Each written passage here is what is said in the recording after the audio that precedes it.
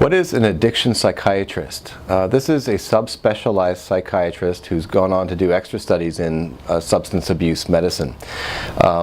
So they are very helpful providing care for people who are suffering with substance abuse.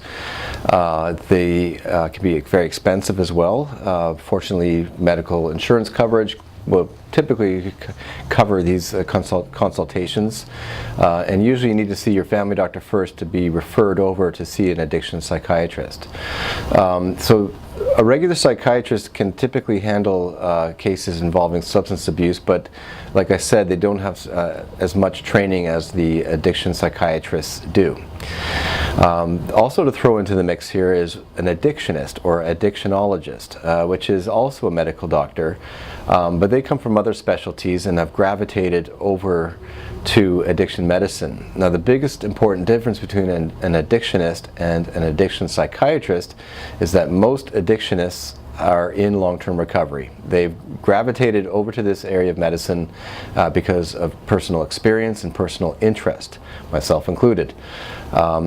So sometimes if you're shopping around for a therapist here, for like a medical doctor, some people, it's really the most important thing is your connection with this physician.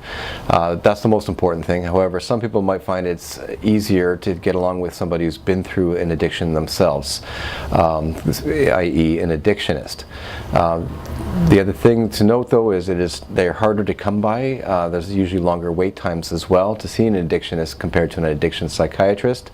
And if you're going through a tough time and needs help immediately, if you can't see one of these physicians, then to speak to your own family physician. There's also drug treatment counselors that are more plentiful and more available out there and have equally good experience. So to summarize, an addiction psychiatrist is a specialized psychiatrist who has engaged in further study covering the area of addiction medicine.